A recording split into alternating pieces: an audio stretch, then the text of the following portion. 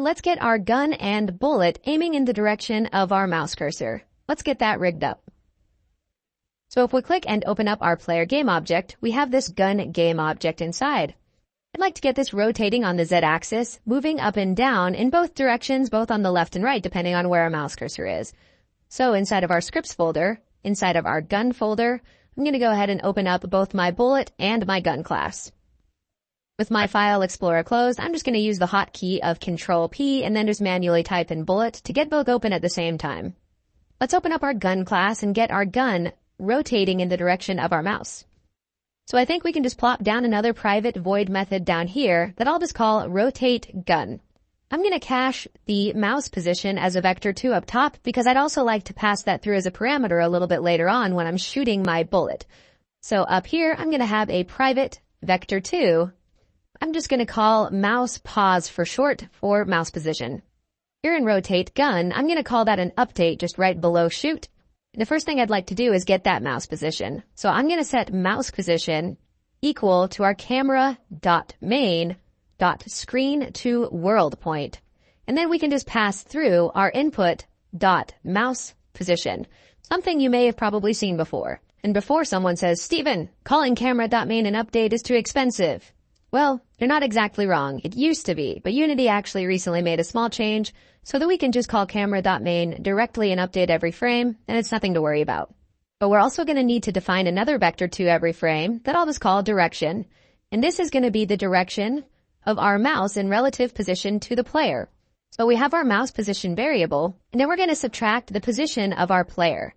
So because we have our player controller set up as an instance, we can just go grab it directly. So player controller.instance.transform.position. Now because we're trying to define a vector2 and mouse position as a vector2, well, player controller.instance.transform.position is going to return a vector3. So we just need to cast that as a vector2. Now you could of course redefine this as a vector3 and leave this one as a vector3, but when I'm working with 2D games, I like to think of everything in a 2D space, so I think it makes a little bit more sense to compartmentalize my brain and my logic to pass this through and cast it as a vector2 directly. Now this isn't actually going to quite work. We're throwing in a slightly intended bug to get my point across, but here's where it also starts to get a little bit confusing. We need to rotate that gun to get it facing in the direction of the mouse. And there's a couple different ways you can do that in Unity. Quaternions are always a mess. Eulers are always a little bit confusing. So I'll walk you through this as slowly as possible. We're going to define a angle as a float value. We're going to use the mathf.attan2 method that you might have seen before. For a long time, this went a bit over my head. So let's break it down. We have the mathf.attan2 method. And right here, over here on the right, it says it's going to return the angle in radians whose tan is y divided by x. Well, what is y divided by x? Well, we can actually use that vector2 that we just defined. So direction y divided by direction x, except passing those two as parameters. All you really need to know is a radian is a unit of angular measurement. It's really common in mathematics and specifically trigonometry, but for our mere mortal human brains, for me, it can be a bit overwhelming at times. All you really need to remember and store somewhere in the back of your brain that you can probably throw away later is that this is going to return a value of somewhere in between negative pi to pi. Okay, what does that even mean? We need to convert this to degrees so that we can actually use that degree value and rotate our z-axis of that game object. So how do we do that? We take this number and times it by mathf.rad2degree. So with this, now we're going to actually get a value in between negative 180 degrees and positive 180 degrees, which is perfect because now we can actually use this value to rotate our gun game object. So how do we do that? Transform of this gun game object dot local rotation, and then I'm just going to set it equal to quaternion.Euler because then we can actually just use our human intuitive x, y, and z values. So don't need to rotate the x, don't need to rotate the y, but I do want to rotate the z-axis. So I'm going to set the z-axis of our quaternion.Euler to the angle that we just defined. Whew. Okay, that was a mouthful. Let's pause and go test that out. So I'm back in Unity, and if I hit play and my mouse cursor is on the right side of my player, great, everything seems to be working as intended. My gun is now pointing in the direction of my player. But you probably just saw if I put my player cursor on the left side, well, that's definitely not working as intended and it's going the wrong direction. Well, why is that? Well, that's because in our player controller, when we're flipping our entire player controller, we're not just flipping the sprites, we're flipping the entire game object. So we've got a bit of an issue. Now, if we head back into our gun class, there's a couple different ways that we could handle it. You could probably break this down in our rotate gun method in a couple different ways. You could compensate for, if our mouse cursor was on the left or if our mouse cursor was on the right, do this or don't that and maybe a nested if statement or two. What if we can actually do that all in one line of code? I'm going to actually just comment that out and I'm going to show you a different way to do it that I recently found. Let's just define another vector2 variable called direction because we're going to use this one instead, and in just a moment I'll delete the one above. But this time we can actually use and grab our player controller's transform and use a built-in Unity method called inverse transform point. Let's get that written down and then I'll break it down. So player controller dot instance dot transform, and then we can use this cool fancy method called inverse transform point. And then it's asking for a vector3 position that we can pass through as a parameter. Well, in this case, we're going to use that mouse position variable that we defined above. It's going to convert the mouse position from world space to local space relative to the player's transform. But what it also does is it takes into consideration the player controller's local rotation values. So if it's flipped, it's going to actually do those calculations for us. Pretty cool, right? All right, let's go ahead and just delete this line and let's try it out one more time back in Unity. Now, when we rotate back and forth from left to right, we can get our gun pointed in the right direction in relative to position to where our mouse cursor is. Next up, let's actually get our bullet firing in the right direction. So let's open up our bullet class as a quick reminder to what's happening here. In fixed update, we're just moving the rigid body of our bullet in the direction of our fire direction variable that we've defined up top. At the moment, it's not doing anything other than just going directly left or right as we chatted about before. Let's actually just get rid of this start function altogether since we're going to redefine how fire direction is set. And I'm going to create my first public void function that I'm going to call init, which is just short for initialization. And in init, I need to set my fire direction to something. Well, in our gun class, we have our bullet spawn point position, and we also have our vector2 mouse position as well. So I think we can actually use those in our bullet class. I'm just going to pass them through as parameters in our initialization function. So we've got two different vector2s that we can use. Bullet spawn pause for our bullet spawn position and a vector2 mouse pause for short. And with that comes your lecture's challenge. Finish off our init function by properly setting our fire direction vector2 using those two parameters that we just passed through. Our bullet spawn position and our mouse position.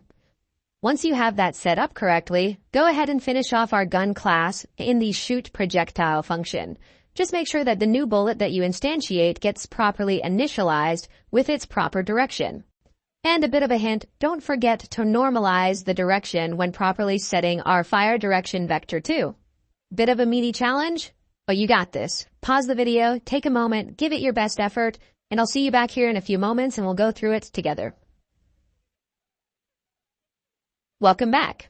So first and foremost, let's finish off this init function. I'm going to take my mouse position, and from that, I'm just going to subtract my bullet spawn position. But we have to remember to normalize it. If you were to leave the function just like this and you didn't normalize it, it's actually going to take in consideration the distance of your mouse from your gun spawn position. It'll actually start to influence the speed of the bullet if we don't return the vector with a magnitude of 1. Mouse position minus bullet spawn position dot normalize. With that set up, all we need to do is go into our gun class, and in our new bullet, go into the init method that we just set up, and pass through our bullet spawn position, which is our bullet spawn point, which is a transform, so we've got to pass through a dot position value, and our mouse position. And with that, I think we're all set to go. Let's head back into Unity and give it a shot.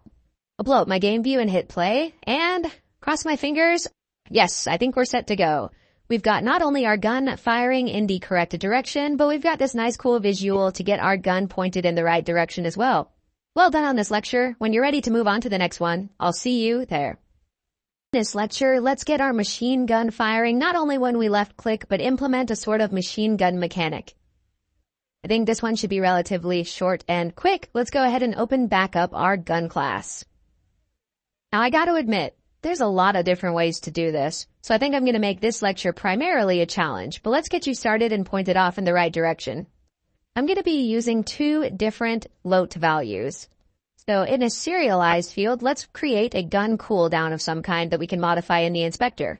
So I'll call that private float gunfire CD. And I'll just set that to something like 0.5 seconds to start. Now again, probably a couple different ways you could go about doing this, but I'm going to do this with another float that I'm just going to call last fire time, and I'll initialize that to 0. And then we just have to ask ourselves, how do we want to keep track of this float?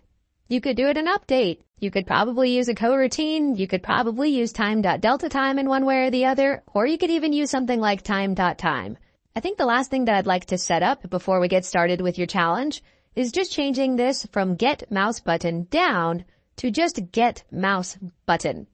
That way it'll return true every single frame that the left click mouse button is held down. And with that and pointed in the right direction, give this challenge your best shot. Use our two float values, our gunfire CD and our last fire time float, to implement a machine gun sort of mechanic that fires our bullet every gunfire CD interval, which is currently set to that 0.5 second float. Go ahead and pause the video and give it your best shot. There's a lot of different ways to go about doing this. There's not necessarily a right or wrong answer. Give it an honest effort, pause the video, and I'll see you back here in a few moments and we'll go through it together. Alright, welcome back. I'm going to do this in what I feel like is the most simple and easy to read way, plus probably the least amount of code that I could think of. So I'm going to actually use time.time. So I'm going to check that number 1, my left mouse button is being held down, and then I'm going to use time.time is greater than or equal to last fire time. Now just as a reminder, if you haven't seen time.time very often, time.time is going to give the time in seconds from the start of the game. So it can be really useful for timing events like in this instance. So for example, if you want an action to happen of some kind 5 seconds after the game starts, you could just check that time.time was greater than 5. Alternatively, time.delta time that much more people are familiar with is going to represent the time in seconds it took to complete the last frame. So it's very common to make things in our game frame rate independent. So in our case here, I'm going to stick with time.time. But it's important to note we got to be careful about using time.time in other use case applications. In our game here, we're going to be firing our bullet every half a second or so, and it's no big deal. But if you were to use time.time on something like server-side related code, it could start to lead to precision errors over time. But because we're saving the new time.time value to this last fire time float, and we're not going to be running our application for weeks at a time, I think we're going to be okay. Now we just need to keep track of our gunfire CD somehow. You could actually just plop this down right here and say, plus gunfire CD. That would work. And then when we shoot our projectile, we just need to change last fire time equal to time.time. And that's going to work.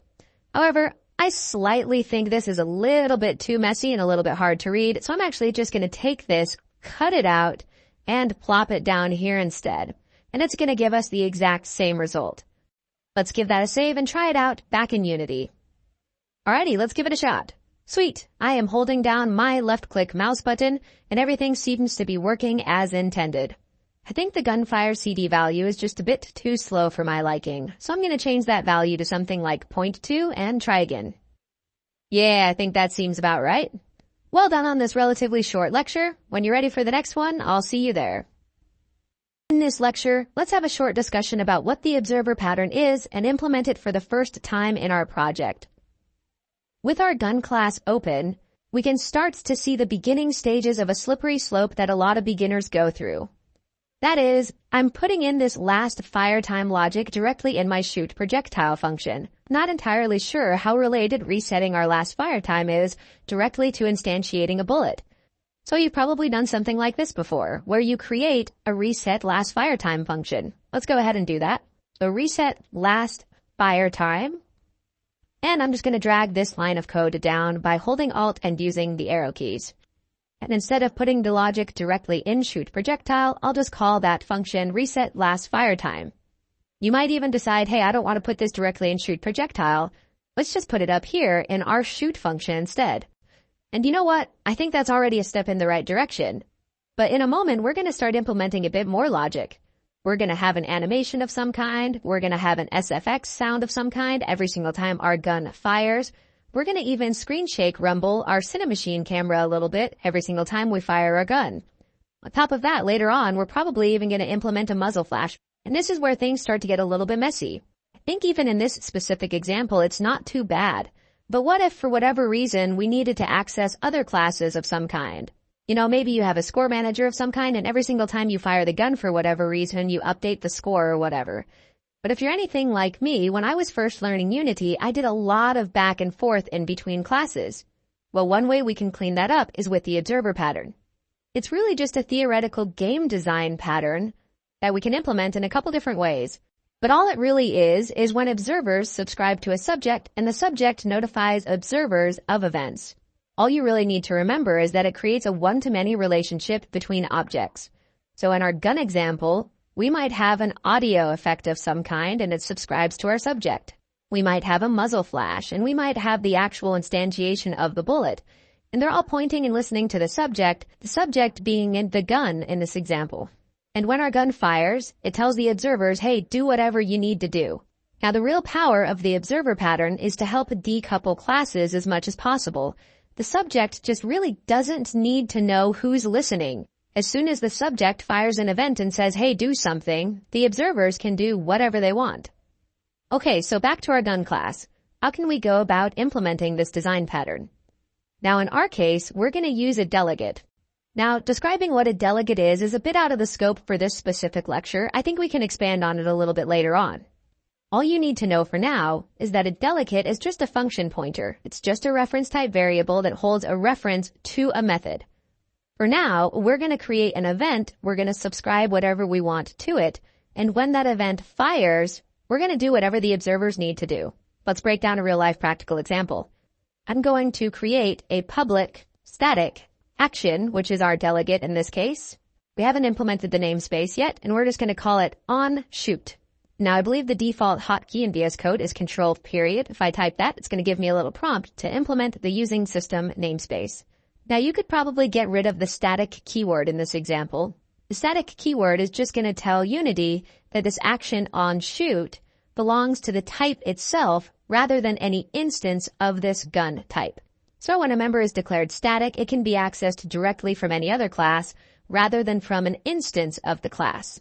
But because we know we're only ever going to have one gun and the logic that we need to implement with onShoot, we can just make this static and access it directly when needed just by using the gun class itself and not a specific instance of this class. So how do we go about implementing and using this action? Well, we're going to subscribe and unsubscribe to it as needed in onEnable and onDisable. So I'll create a private void onEnable and I will create a private void onDisable.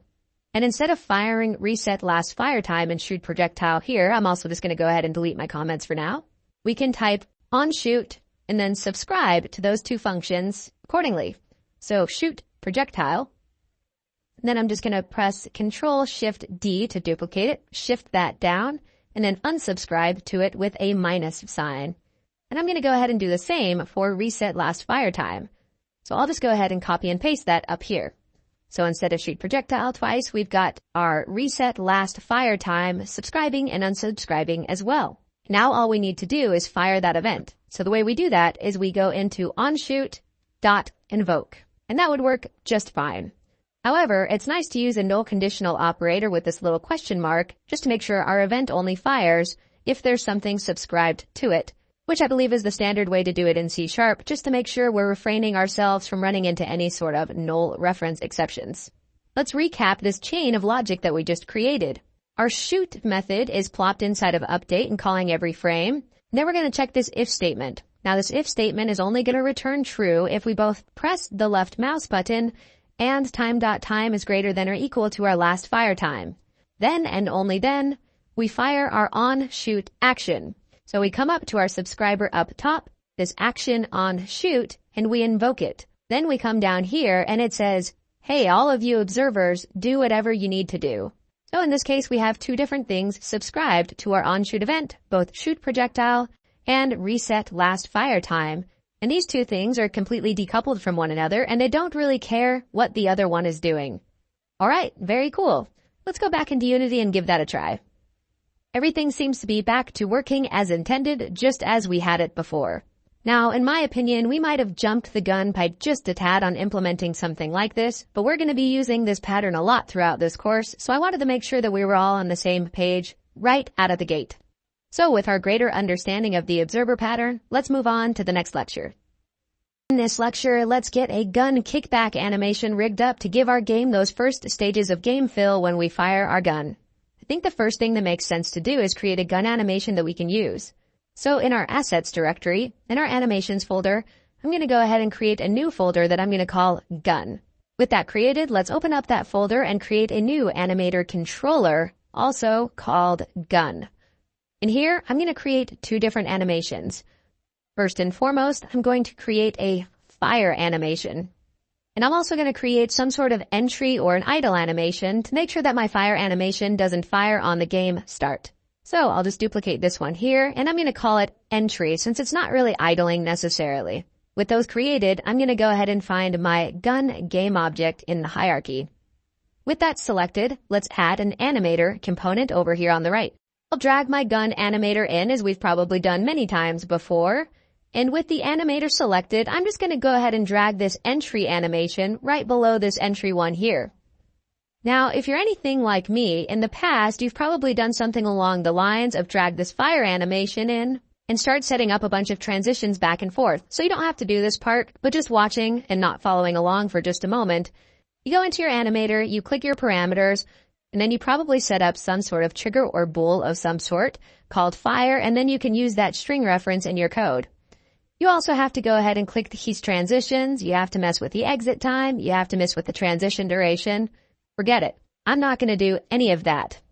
The more and more that I've used Unity, specifically in 2D projects, I find myself wanting a lot more control of how I animate my game objects through scripting instead. So we'll get to that in just a moment, but first, let's rig up our fire animation. So with our gun game object selected, I'm going to click my animation window, and I'm going to select my fire animation, and then hit the record button. Now, I'm not going to modify my gun game object position directly. I'm actually going to modify my gun sprite. If I was to keep track of my gun position directly and fire my gun something like this, well, if it was rotated over here, then it's actually going to move directly to the left and right, even while it's rotated, which isn't really the effect I'm going for. So, undoing those changes, I'm actually just going to make sure I delete this keyframe. With my gun sprite selected, I'm going to go over to my transform position, right-click, and just add a key to get this default positioning of where my gun starts. With this initial keyframe set, I'm going to come on over here. I'm going to zoom in quite a bit so I can kind of see my keyframes a little bit better. I'm going to copy this keyframe with Control-C, and then right around the 15th keyframe, I'm just going to go ahead and paste those values back in so we have a nice clean loop. Around keyframe 5, I'm going to make sure my gun sprite is selected, and I'm just going to drag it back just a tad. That way we can go ahead and see what that looks like, and that just gives us that nice kickback animation. For me, I think that looks pretty good. I'm going to unselect the record button, unselect play, and let's go into our gun class. But before we do that, just make a mental note that we called this animation fire. We can actually use this animation string reference directly in our gun class, so we don't have to mess with any of these messy transitions. Let's open up our gun class and go check that out. So right up top, I'm going to go ahead and grab my animator component. So private animator, I'm just going to call it animator.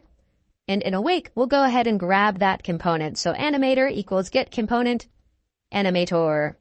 Awesome. One thing you'll see me do is I actually like to separate my components down below right here and all of my other different values like vector2s, floats, ints, and bools, just one line above with a little bit of spacing to keep some cleanliness.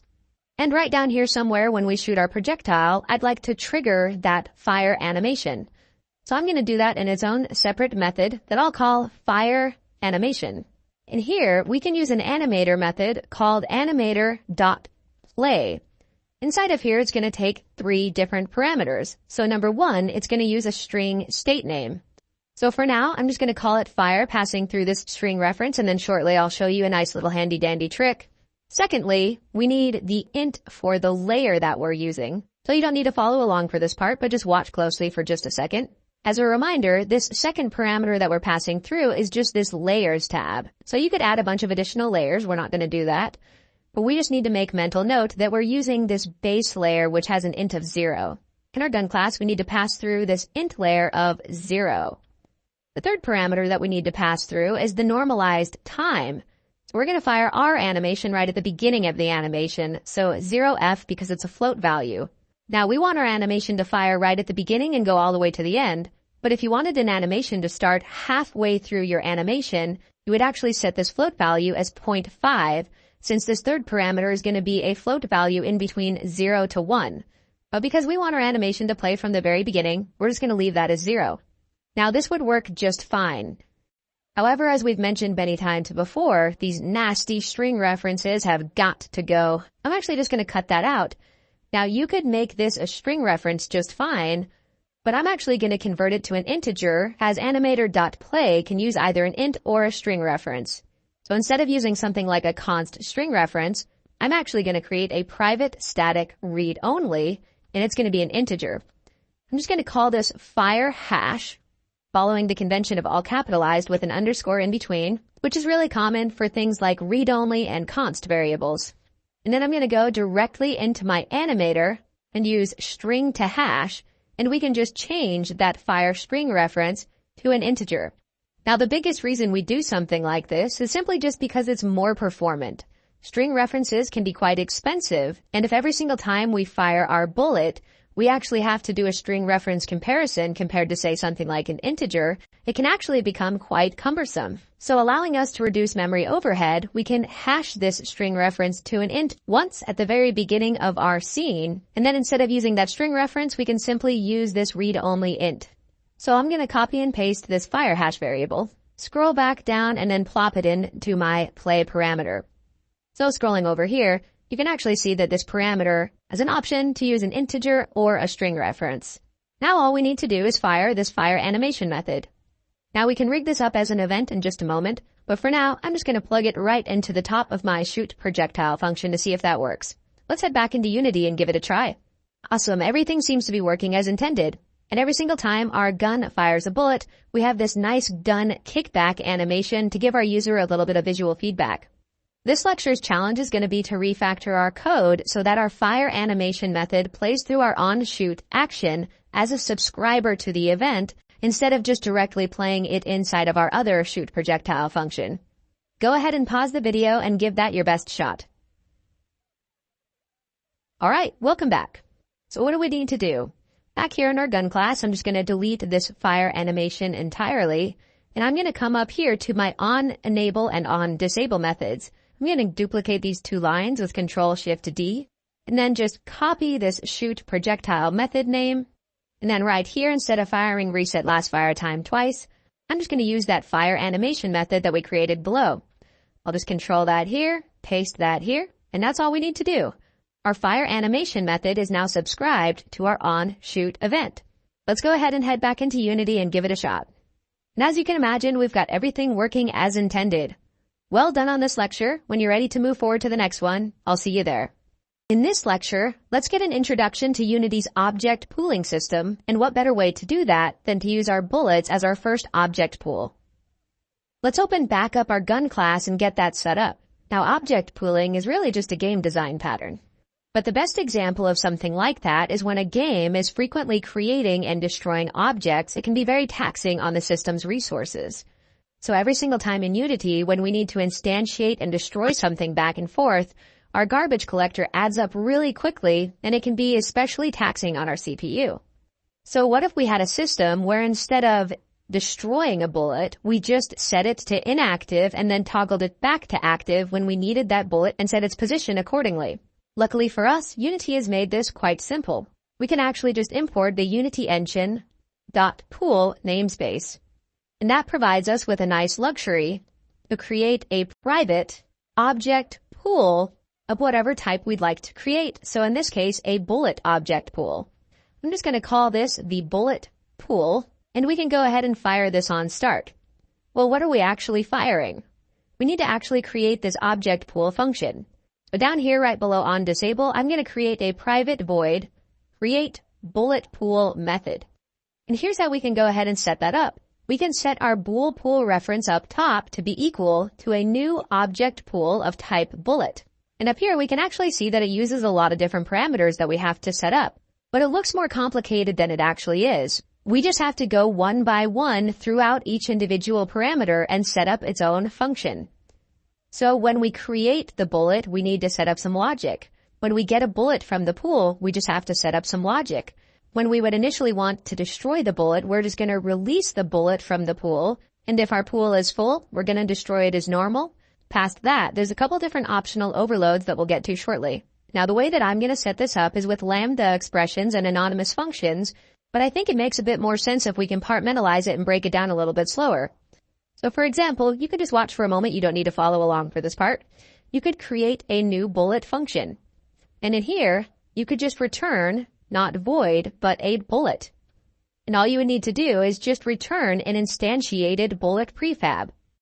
Below here, still just watching and not following along, you could have a private void activate bullet and just pass through a bullet as a parameter. And all you would need to do is just take that bullet, grab the game object, and set it to active. And you could continue to do that. You could have a deactivate bullet function below as well and a destroy bullet function as well. Here, where we need to pass through this logic, you could just say create new bullet and active bullet. And then the other functions that we didn't create as well. And this might be an okay way to go if you needed additional logic when, say, creating a bullet or activating a bullet or destroying a bullet, for example. But we're not going to do that. What we're actually going to do is this. Following along now, we're just going to use lambda expressions to use anonymous functions because we don't need all that additional logic. So the way that we set that up is with an open close parentheses and an arrow function. Inside here, we can just use that same logic that we typed below. So return instantiated bullet prefab. And when our object pool needs to create a new bullet, it can do that. Next up, just like we did below, we're going to pass through our bullet, doing so once again with this arrow function syntax and an open and closed bracket. And then just like we did before, set it to active. So bullet.gameObject.setActive is true. Now, if this specific syntax is a little bit confusing or overbearing for you, I totally get it. So if you'd like to do a little bit of a deeper dive on this specific syntax, I've gone ahead and left the link in the resources tab that you can check out. Next up, let's just set it to inactive. So same thing, bullet, using an arrow function. Coming down, we're going to say bullet.gameObject.setActive is false. Now the next one here is an onDestroy action. This is what's going to occur every single time a bullet tries to go back into the pool, but it's full. So what would we like it to do? Well, we just want to take a bullet, pass that through, and destroy it directly. So this is just going to be our normal destroy bullet logic. And this is going to work just fine. There's a couple different overloads that we can pass through here. We'll get to those in just a second. But first, let's actually go test out what we have so far. So what we need to do is instead of instantiating our bullet directly, we actually just need to go into the bullet pool and type .get with a capital G. This is going to go into the pool, and if a bullet doesn't exist, it's going to instantiate it. But if it already exists and there's already a bullet inside of our pool, then it's actually going to just fire this action on get logic and set a bullet that already exists to active in our scene. But if we were just to do this, before when we were instantiating our bullet, we were instantiating it at the tippy top of our gun at that bullet spawn point location. Well, luckily, we're actually already passing that through inside of our init or initialize function into our bullet. And that will also introduce us to this lecture's challenge nicely. Previously, when we were instantiating our bullet, we were also setting the proper location. Well, because that no longer exists, let's actually make sure that we set up our init function inside of our bullet to properly set itself to the correct spawn position. Go ahead and pause the video, take a moment to try that on your own, come back here in a few moments and we'll go through it together. Alright, welcome back. I'm just going to go into that function directly. And here, not only do we need to set the proper fire direction, We can also just set the transformed opposition of this bullet to be equal to our bullet spawn position. Now back to our gun class. Initially, I was going to use this bullet spawn point position and directly get it from other classes like our bullet, but we're not using it at the moment. I'm just going to go ahead and delete it for now. But what we also need to do is we've set up our get logic from our bullet pool. But we also need to introduce some sort of release logic as well for releasing it from the pool. So right below here on our Unity methods, I'm going to create a public void release bullet from pool. In here, I'm just going to pass through whatever bullet we'd like to release, and then I'm just going to say bullet pool dot release. And then I'm just going to pass through the bullet. And same thing here. When we go into an object pool and we call dot release, it's going to go into the object pool that we've created and fire this action on release logic, which in our case is this bullets.gameObject.setActive to false. With that all set up, all we need to do is on start, when our gun is initialized, we just need to call create bullet pool. With that bullet pool created on start, I think the last thing we need to do is just make sure that it's getting released back into the pool correctly. So we just need to set up this release bullet from pool function. I'm going to go ahead and copy this, head back into my bullet. So instead of destroying the bullet directly when it collides with something, we just need to release it from the pool. So let's get a reference to our gun class. I'm just going to call that lowercase gun. There's a couple different ways we could grab this gun reference. I think the most reasonable way to go about doing it is just here in our init function directly. I'm just going to put it at the very beginning. I'm just going to call it gun. And then right here at the top, I'm just going to set this gun reference to be equal to our gun. Then when our bullet gets destroyed, we just need to go into our gun directly, call that release bullet from pool function that we just created and pass through this being this specific instance of a bullet. Right on, looks like we're getting a little bit of a compilation error. What did I mess up? Didn't mess up anything. I just reintroduced this gun. We just need to pass through this gun class specifically, this being this gun class.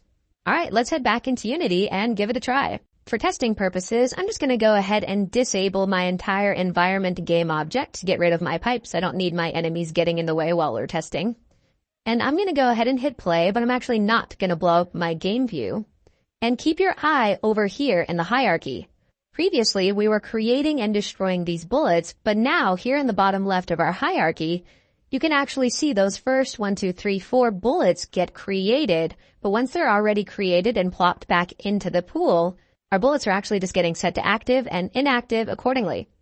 Pretty cool, right? But what's nice about an object pool in Unity is they've provided a couple different luxuries for us as well. So in here, we have a couple different optional parameters. This first one being a collection check, which is by default set to true, but we can set this to false. All this really does is Unity by default is going to check if a specific game object in this case is already in the pool, and if it's not going to add it. We can save some CPU cycles by just turning that off and not checking it to begin with. Now you probably do need to be a little bit careful with this, but I've never really ran into this issue. If your code is somehow set up in a way that you tried to, say, put in an object into the pool that was already in the pool, it could try to return something which has already been reactivated multiple times when you go back into the pool and try to get it, or set it to active multiple times. Next, it has two different integers, one for a default capacity and one for an int max size. Now, you don't really need to pay much attention to it, but what's really going on underneath the hood of a object pool inside of Unity is it's really just trying to create an array. And resizing arrays over time, especially if done frequently, can once again be quite expensive. Well, the whole point of an object pool is to try to be as inexpensive as possible. So we'd like to set this up in a way so that our object pool doesn't need to resize an array every single time our current pool gets exceeded and tries to put in an additional bullet. And I should clarify that in C#, arrays can't be resized. So when I say resized, I mean getting rid of the previous array and creating a new one. So you can set this default size right at the beginning to say something like 20. In other words, there's probably never going to be more than 20 bullets of this type in our scene at once. Right at the beginning, our object pool is going to allocate enough memory in our array for 20 different objects. And this last one is just an optional overload for our max size. I'm just going to set that to something like 40 since we're pretty sure it's never going to exceed 40 bullets. If we ever do exceed 40 bullets, then it's just going to go back to the initial system of instantiating and destroying game objects accordingly. And with that, I think we're set to move on. We'll be creating a couple different object pools throughout this course. Make sure that everything is comprehended and understood, and when you're ready to move on, I'll see you there. In this lecture, let's get some nice visual feedback set up with this sort of screen shake mechanic using Cinemachine. Let's open up our camera's game object in the hierarchy and let's select our virtual camera. Just like we have this Cinemachine camera confiner, we can also add an additional extension called Cinemachine Impulse Listener. What this is going to do is going to be a component attached to our virtual camera that listens for all different types of Cinemachine impulse sources from throughout our scene. So if we go ahead and click that, we don't have to change anything here other than use 2D distance since we're using a 2D game. I don't think it would actually make much of a difference, but this way it'll just ignore whatever 3D space that we don't need. On our gun, where we have our gun class attached to it, to this, let's attach a Cinemachine impulse source. What this is going to do is every single time we invoke this source, it's going to shoot out and our impulse listener is going to be listening to that, and we can get our screen to shake and jiggle just a little bit. I'm just going to blow up my game view just a tad so we can all properly see it. And you can actually test this directly in the inspector as long as we're in play mode. Once play is engaged, we can hit this invoke button and we can see what a little bit of a screen shake jiggle might look like. Now with a gunfire, I don't exactly want mine going just up and down, but this component will give us a few different impulse shapes that we can use. So if you open up and expand this, you can see the bump is going to look something like this. The recoil something like this. The explosion up and down might be good for something like a grenade that we'll probably use later on. And then we can adjust our X, Y, and Z values accordingly. Now in a 2D game, we can largely just ignore this Z axis, but I'd like you to play around with this component for a bit. And that'll introduce us nicely to this lecture's challenge. Take a few minutes and play around with your Cinemachine impulse source component and try out the different impulse shapes. Play around with a few different settings there and see if you can find something that looks good to you that might simulate a gun kickback sort of animation. Go ahead and pause the video. Come back here in a few moments and I'll show you how I have mine set up. Alright, welcome back. Subjectively, I don't think I need a lot of screen shake for my gun kickback animation, so I'm going to go over to my impulse shape and switch this to recoil. I'm going to give myself a little bit more velocity on the x-axis with something like, I don't know, I don't need a lot, 0.08, and then for me, I'm just going to use something like 0.05. I'll go ahead and see what that looks like with invoke. Yeah, that looks about right to me. I don't think those properties are actually going to save since I was in play mode, so I'm just going to change mine to something like 0.15. I don't really want mine to last a very long time. I'm going to change mine to recoil, and then just like I had before, I'm going to change it to 0.08 and 0.05, but you can use whatever values look good to you. Personally, a little bit too much screen shake, it makes me dizzy, and in some games I actually even turn it off entirely. But how do we actually fire this through our gun class when we shoot a bullet? Well, let's open up our gun class and get that rigged up. In our gun class, we just need to import the using Cinemachine namespace. And in here, right above our animator, let's go ahead and grab that component that we're going to use. So private Cinemachine impulse something. Ah, yes, impulse source. I'm just going to call that impulse source for short. And then on awake, I'm going to go ahead and grab that with get component Cinemachine impulse source. Let's see if I can get that to pop up. Down here, we have a couple different options. We can subscribe to it just as normal. I think that's what I'm going to do. You might actually put this logic directly inside shoot projectile. It kind of has to do with a fire animation, so I wouldn't fault anyone for just putting it in here directly. But for cleanliness and consistency, I'm just going to create a private void gun screen shake method entirely just for this logic. All we need to do is go into our impulse source directly. So impulse source dot generate impulse. That's actually all we need to do. With that created, let's go subscribe to our on shoot event. So I'm just going to duplicate these two lines and then replace it with gun screen shake. Copy that one, paste that one down here. And with that, we should be all set to go. Let's head back into Unity and give it a shot. No pun intended. And with that rigged up, every single time we hit the left mouse button, or more specifically, every single time our bullet fires, we get a nice, subtle screen shake, and I think that already adds a lot of game feel to our game. Well done on this lecture. When you're ready to move forward, I'll see you on the next one.